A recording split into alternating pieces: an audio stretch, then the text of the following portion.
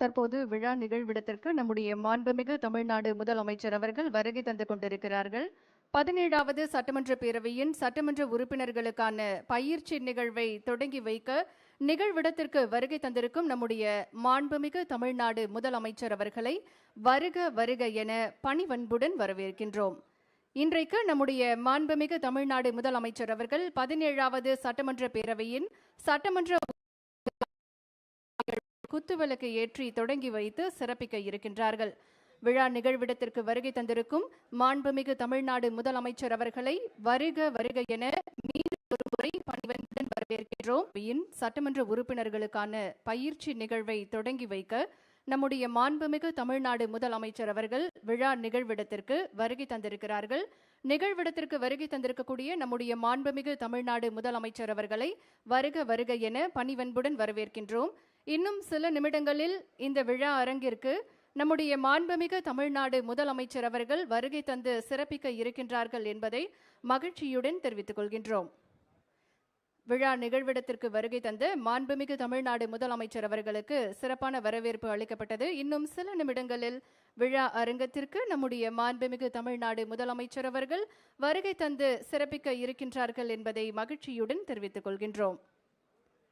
தமிழ்நாட்டு மக்கள் கனவு கண்ட மாற்றத்திற்கான மறுமலர்ச்சி ஆட்சி, மகளிர் எதிர்பார்த்த கண்ணியமிக்க கருத்தான ஆட்சி, இளைஞர்கள் இளம் பெண்கள் கனவு கண்ட எதிர்கால தலைமுறைக்கான ஆட்சி, குழந்தைகள் முதல் பெரியவர்கள் வரை அனைவரும் விரும்பிய எல்லோருக்குமான எழில் ஆட்சி, தமிழ்நாட்டை வெற்றி பாதையில் வழி நடத்தி கொண்டிருக்கும் ஆற்றல் மிக்க தலைவர் நம் மாண்புமிகு தமிழ்நாடு முதலமைச்சர் அவர்களை 17வது சட்டப்பேரவையின் சட்டமன்ற உறுப்பினர்களுக்கான பயிற்சி நிகழ்வு தொடக்க விழாவிற்கு உங்களுடைய பலத்த கரவொலிக்கு மத்தியில் வருக வருக என விழா மேடைக்கு அன்புடன் வரவேற்கின்றோம்.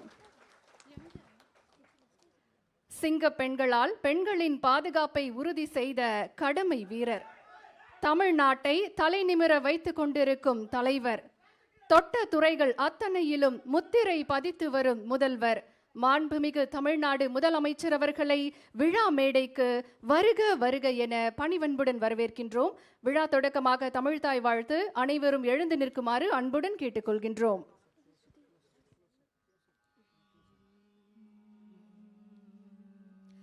நீராறும் கடலொடுத்த நிலமடந்த கெழிலொழுகும் சீராரும் வதனமென திகழ் பரத கண்டமிது தெக்கணமும் அதில் சிறந்த திராவிடனல் திருநாடும் தர்க்க சிறு பிறை நுதலும் தரித்தனரும் திலகமுமே அத்திலக வாசனை போல் அனைத்துலகும் இன்பமுற எத்திசையும் புகழ் மணக்க இருந்த பெரும் தமிழனங்கே தமிழனங்கே உன் சீரிலமை திரும்பியந்து செயல் மறந்து வாழ்த்துதுமே வாழ்த்துதுமே வாழ்த்துதுமே. நன்றி. 17வது சட்டமன்ற பேரவையின் சட்டமன்ற உறுப்பினர்களுக்கான பயிற்சி தற்போது தொடங்கப்பட இருக்கின்றது. இந்த பயிற்சியை குத்துவிளக்கு ஏற்றி தொடங்கி வைத்து சிறப்பிக்குமாறு மாண்புமிகு தமிழ்நாடு முதலமைச்சர் அவர்களை பணிவன்புடன் கேட்டுக்கொள்கின்றோம்.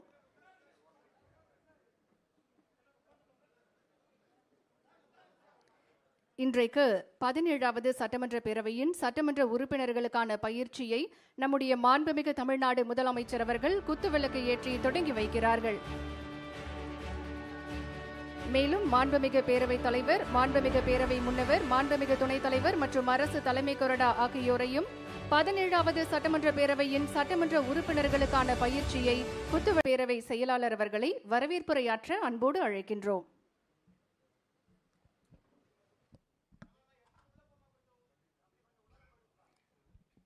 பதினேழாவது சட்டமன்ற பேரவை சட்டமன்ற உறுப்பினர்களுக்கான பயிற்சி குறித்த நிகழ்ச்சிக்கு வருகை புரிந்திருக்கும் மாண்புமிகு தமிழ்நாடு முதலமைச்சர் அவர்களுக்கும், மாண்புமிகு பேரவைத் தலைவர் அவர்களுக்கும், மாண்புமிகு பேரவை முன்னவர் அவர்களுக்கும், மாண்புமிகு பேரவை துணைத் தலைவர் அவர்களுக்கும், மாண்புமிகு அரசு தலைமை கொறடா அவர்களுக்கும், மாண்புமிகு அமைச்சர் பெருமக்களுக்கும் மற்றும் மாண்புமிகு சட்டமன்ற உறுப்பினர்களுக்கும், அரசு உயர் அலுவலர்களுக்கும் முதற்கண் எனது பணிவான வணக்கத்தினை தெரிவித்துக் கொண்டு இந்நிகழ்விற்கு வருகை புரிந்த அனைவரையும் வருக வருக என வரவேற்கிறேன். நன்றி அம்மா. இன்று நடைபெற்றுக் கொண்டிருக்கும் 17வது சட்டமன்ற பேரவையின் சட்டமன்ற உறுப்பினர்களுக்கான பயிற்சி நிகழ்வில் சட்டமன்ற உறுப்பினர்களுக்கான நடைமுறைகள் பற்றி அறிமுக உரையாற்ற மாண்புமிகு பேரவைத் தலைவர் அவர்களை அன்புடன் அழைக்கின்றோம்.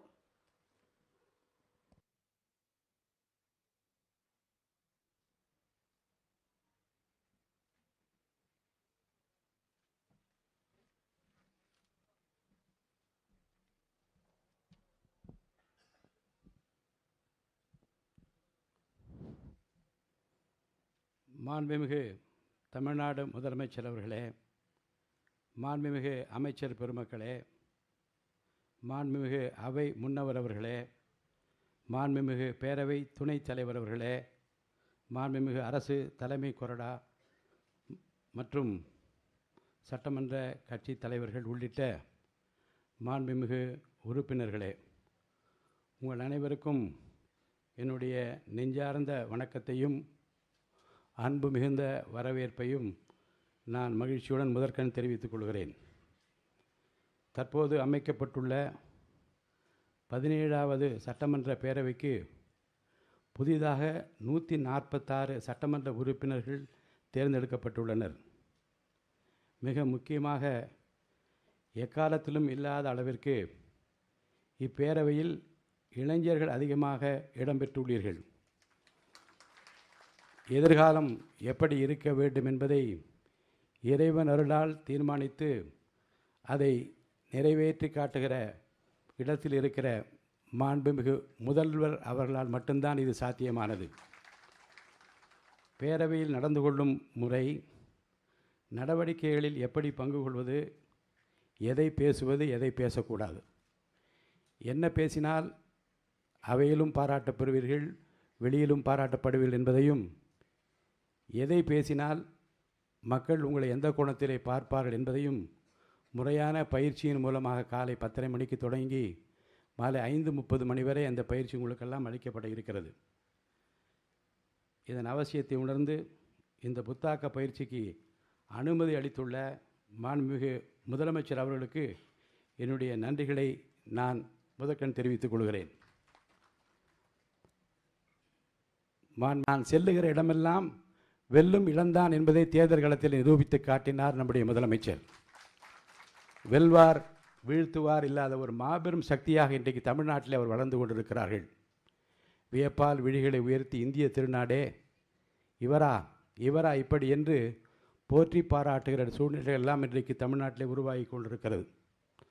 நான் திண்ணமாக சொல்லுவேன், இந்த மாடல் அரசு விஜய் மாடல் அரசு, இந்த மாடல் அரசு முதலமைச்சர் விஜய் மாடல் அரசு என்று நான் சொல்லுவேன். காரணம், தமிழ்நாட்டை எதிர்காலத்தில் அமைதி பூங்காவாக வைத்து கொள்ள வேண்டும் என்பதிலும் தமிழ்நாட்டு மக்கள் ஜாதி மத இன மொழிக்கு அப்பாற்பட்டு எல்லோரையும் அரவணைக்கிற கரங்கள் எங்கே என்று தேடினோமே, அந்த அன்பு கரங்கள், அரவணைக்கும் கரங்கள், கண்ணீரை துடைக்கும் கரங்கள் எங்களுடைய அருமை அண்ணா விஜயின் கரத்தில் இருக்கிறது என்று நாட்டு மக்கள் அத்தனை பேரும் குடும்பத்திலே ஒருவராக உங்களை பார்த்ததன் விளைவுதான் இந்த மாபெரும் வெற்றியின் அடையாளம் என்று நான் கருதுகின்றேன்.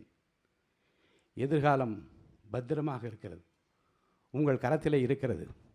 மக்களுக்கு நம்பிக்கை பிறந்திருக்கிறது. ஏனென்றால் என்ன ஆகுமோ எப்படி நடக்குமோ என்று கதிகிடை கிடந்த அந்த மக்களுக்கு ஒரு புன்னகையாலே மாற்றத்தை ஏற்படுத்த முடியும் என்பதை நிரூபித்து காட்டியிருக்கிற மாபெரும் தலைவர் நீங்கள். தமிழக அரசியல் வரலாற்றில் ஒரு மாபெரும் வெற்றியை பெற்றது மட்டுமல்ல, வெற்றியை சட்டமன்றத்திலே நிரூபித்து காட்டுவதன் மூலமாக நாட்டு மக்களுக்கு உணர்த்தினீர்கள். நான் பேசாமல் ஒரு அமைதி புரட்சியை செய்வேன், அந்த புரட்சி மக்களுக்கு ஏற்றத்தையும் மாற்றத்தையும் தரும் என்று நிரூபித்து காட்டினீர்கள். இன்றும் வியந்து போற்றி பாராட்டி கொண்டிருக்கிற பல திட்டங்களை இந்த தமிழகம் தந்திருக்கிறது. அந்த வரலாற்றை விரல் நுனியிலே வைத்திருக்கிறவர் நீங்கள். அதிகமாக பேச மாட்டீர்கள், ஆனால் செவிமடுத்து சொல்ல வந்தவர்கள் யார் என்பதையும் செய்ய வேண்டிய பணி என்பதையும் இறைவன் அருளால் உடனே செய்து முடிக்கிற ஆற்றல் உங்களிடம் மட்டும்தான் இருக்கிறது என்பதை தமிழ்நாட்டு மக்கள் இந்த 40 நாட்களிலே உணர்ந்திருப்பார்கள். இந்த அவையின் மாண்பினை போற்றி காப்பது அரசின் கடமை. எதிர்க்கட்சிகளுக்கு அந்த கடமை பெரிதாக இருக்கிறது. வரும் நாட்களில் சட்டப்பேரவையில் நீங்கள் எப்படி நடந்து கொள்ள வேண்டும், எதிர்க்கட்சியாக இருந்தாலும் சரி, ஆளுங்கட்சியாக, அனைவரையும் அழைத்திருக்கிறோம். எல்லோரும் வாருங்கள் என்று அழைப்பு விடுத்திருக்கிறோம். ஏற்கனவே இருந்தவர்களுக்கும் அது தேவை, புதிதாக வந்தவர்களுக்கும் அது தேவை. அந்த தேவை உணர்ந்துதான் 2 நாட்களும் இந்த சிறப்பு பயிற்சி முகாமை மாண்புமிகு முதல்வர் தன்னுடைய திருக்கரத்தாலே குத்துவிளக்கேற்றி துவக்கி வைத்திருக்கிறார்கள். என்னுடைய நினைவுகளெல்லாம் 80ஆம் ஆண்டு சட்டமன்ற பேரவைக்கு நுழைந்தபோது கன்னி பேச்சிலே யாரும் குறுக்கிட மாட்டார்கள். நம்முடைய மாண்புமிகு உறுப்பினர்கள் முதலில் எழுந்து பேசுகிற போது அது முதல் கழகத்தின் அடித்தளமே அண்ணாதானே, அண்ணா சிலை வைக்கக்கூடாது என்று ஒருவர் பேசுவதா என்று சபையிலே சலசலப்பு ஏற்பட்டாலும் கன்னி பேச்சு என்ற காரணத்தில் யாரும் குறுக்கிடவில்லை. மாலையிலே புரட்சி தலைவர் சொல்லி சொல்லுகிறார்கள். அவர் சொன்னார், அண்ணா சிலையும் வையுங்கள், தொழிற்சாலைகள் ஏற்படுத்துங்கள் என்று சொல்லியிருக்கலாம். ஆனாலும் கூட அவர் சொல்வதில் எவ்வளவு பெரிய நியாயம் இருக்கிறது என்பதை பாருங்கள். எதிர்காலத்தில் நம்முடைய இளைஞர்கள், நம்மவர்கள் தொழில் தொடங்க வேண்டும், அனைவருக்கும் வேலை கிடைக்க வேண்டும் என்கின்ற அந்த கோணத்தில் அவர் பேசியதாக எடுத்துக்கொள்ளலாம் என்று அவர் சொன்னார். இதை நான் சொல்வதற்கு காரணம், புதிய கோணத்திலே உங்கள் உள்ளத்தில் என்ன தோன்றுகிறதோ தயங்காமல் சொல்லுங்கள். ஏனென்றால் நாட்டு மக்கள் நம்மிடமிருந்து நிறைய எதிர்பார்க்கிறார்கள். வாக்களித்த பெருமக்கள் கொஞ்சத்தில் இல்லை, கிள்ளி கொடுங்கள் என்று நாம் கேட்டால் அள்ளி கொடுத்து விட்டார்கள். அவருக்காக அள்ளி கொடுத்திருக்க அந்த வாக்கினுடைய மதிப்பு என்ன என்றால், நீங்கள் என்ன செய்ய எனக்காக என்ன செய்ய போகின்ற நாடை எதிர்பார்த்து கொண்டிருக்கிறது. இந்த அவையின் மூலமாக நீங்கள் ஒலிக்கிற குரல் தான் இந்த அரசுக்கும் தமிழ்நாட்டு மக்களுக்கும் பெருமை சேர்க்கிற ஒரு குரலாக இருக்கும். அந்த வகையில் தயங்காமல் சொல்லுங்கள், எதை எப்படி சொல்ல வேண்டும், எதை சொல்ல வேண்டும், எதை சொல்லக்கூடாது என்று பயிற்றுவிப்பதற்காக பல வல்லுநர்கள் இங்கே வந்திருக்கிறார்கள். அடுத்தடுத்து அவை முன்னவரும் மற்றவர்களெல்லாம் பேச இருக்கின்றார்கள். இன்னொரு குறிப்பை நான் சொல்லுவது பொருத்தம் என்று கருதுகின்றேன். சட்டப்பேரவையில் சபாநாயகர் ஆசனத்தில் போய் உட்கார்ந்து ஆர்ப்பாட்டம் செய்தவர்களும் இருக்கிறார்கள். சபையை நடத்த விடாமல் பல்வேறு காலகட்டங்களிலே சிரமம் கொடுத்தவர்களும் சிக்கலை ஏற்படுத்தியவர்களும் இருக்கின்றார்கள். அந்த வரலாற்றையெல்லாம் நீங்கள் நூலகத்தில் சென்று படிக்க வேண்டும் என்று கேட்டுக்கொள்கிறேன். பழைய வரலாற்றை நீங்கள் புரட்டி பார்க்க வேண்டும். நூலகங்களுக்கு செல்லுகிற பழக்கத்தை மாண்புமிகு உறுப்பினர்கள் ஏற்படுத்தி கொள்ள வேண்டும். ஏனென்றால் முன்னாலே அண்ணா என்ன பேசினார், பெருந்தலைவர் காமராஜர் என்ன பேசினார், பெருந்தலைவர் கக்கன் என்ன பேசினார், கம்யூனிஸ்ட் தலைவர்கள் என்ன பேசினார்கள் என்ற அந்த குறிப்பையெல்லாம் நூலகத்தில் சென்று நீங்கள் படிக்க வேண்டும். அப்படி படிப்பதன் மூலமாக கண்ணியமாக, கௌரவமாக நாட்டு மக்கள் விரும்புகிற உரையை நீங்கள் தயார் செய்து கொள்ள முடியும். சட்டமன்றத்தில் நடக்கிற சில நிகழ்வுகள் வெளியிலே மக்கள் பார்க்கின்றால் என்பது மட்டுமல்ல, ஆட்சி மாற்றத்திற்கு கூட அது வழிவகுத்து விடும் என்பது 2 உதாரணத்தை சொல்லி நான் முடித்துவிட விரும்புகின்றேன்.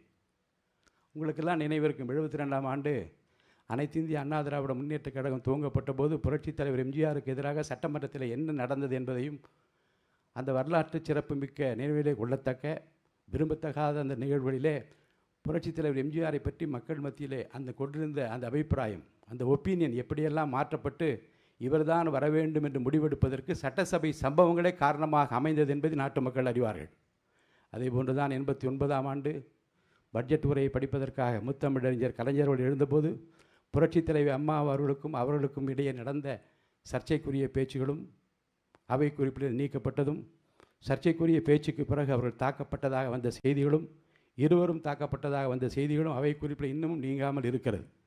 அந்த நிகழ்வுக்கு பிறகு தமிழ்நாட்டு அரசியலில் என்ன நடந்தது என்பதை உன்னித்து பாருங்கள். ஒரு நிகழ்வு, ஒரு சம்பவம் ஒரு மிகப்பெரிய மாற்றத்தை ஒரு கட்சிக்கு எதிராக திருப்பியதையும், ஒரு கட்சி ஆட்சிக்கு வருவதற்கு துணை புரிந்ததையும் அந்த சட்டமன்ற ஒரு நிகழ்ச்சி தான் ஏற்படுத்தியது என்பதை நான் நினைவில் வைத்திருக்கிறேன். அதே போன்று தான் பின்னாளிலே பல எதிர்க்கட்சிகள் தாங்கள் ஆற்ற வேண்டிய பணிகளை விடுத்துவிட்டு வேறு கோணங்களிலே தங்கள் திசை திருப்பி கொண்ட காரணத்தினாலே அந்த கட்சிகளுக்கு பொதுமக்கள் மத்தியில் ஏற்பட்ட இழப்புகளுக்கும் கூட இந்த சட்டமன்ற பேரவையுடைய நடவடிக்கைகள் காரணமாக இருந்தது என்பதையும் நான் அறிந்திருக்கிறேன். உங்களை பொறுத்த வரைக்கும் சார்ந்திருப்பது அனைத்து கட்சிகளை சேர்ந்தவர்கள் அழைத்திருக்கிறோம், எல்லோரும் வந்திருப்பீர்கள் என்று நான் நம்புகின்றேன். உங்கள் கட்சியினுடைய கொள்கை கோட்பாடு நிலைநிறுத்தப்பட வேண்டும் என்றால், அரசு கொண்டிருக்கிற கொள்கைகள் திட்டங்கள் நிறைவேற வேண்டும் என்றால், சபையினுடைய கண்ணியத்தையும் கௌரவத்தையும் காப்பாற்ற வேண்டிய மிகப்பெரிய பொறுப்பும் கடமையும் உங்களுக்குத்தான் இருக்கிறது.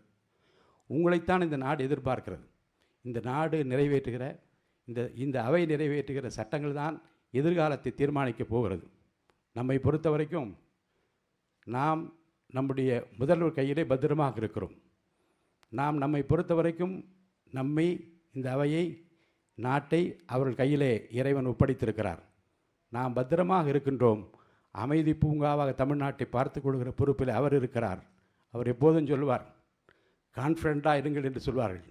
நாம் கான்ஃபிடென்ட்டாக இருக்கிறோம் என்றால் அதற்கு காரணம் அவர் தந்திருக்கிற அந்த புன்னையோடு சொல்லியிருக்கிற வார்த்தைகள் தான் என்று சொல்லி அவரை நான் வருக வருக வருக என்று வரவேற்கின்றேன். வழிகாட்டுங்கள். உங்கள் வழி இந்த அவை நடப்பதற்கு, நாட்டு மக்களுக்கு நல்லது செய்வதற்கு இந்த அவை உறுப்பில் அத்தனை பேரும் காத்திருக்கிறோம் என்று சொல்லி அவரை வரவேற்று மாண்புமிகு அமைச்சர் பெருமக்களையும், முன்னவரையும், துணைத் தலைவரையும், கொறடாவையும் மற்றும் அனைத்து மாண்புமிகு உறுப்பினரையும் வருக வருக என்று சிரம்தாழ்த்தி வரவேற்று அமைகின்றேன். நன்றி, வணக்கம். மிக்க நன்றி ஐயா. இன்றைக்கு 17வது சட்டமன்ற பேரவையின் சட்டமன்ற உறுப்பினர்களுக்கான பயிற்சியை குத்துவிளக்கு ஏற்றி தொடங்கி வைத்து சிறப்பித்த மாண்புமிகு தமிழ்நாடு முதலமைச்சர் அவர்களுக்கு மீண்டும் ஒரு முறை மனமார்ந்த நன்றிகளை தெரிவித்துக் கொள்கின்றோம். தற்போது மாண்புமிகு தமிழ்நாடு முதலமைச்சர் அவர்கள் மேடையிலிருந்து புறப்பட்டு செல்கிறார்கள். இந்த பயிற்சி தொடர்ந்து நடைபெற இருக்கின்றது.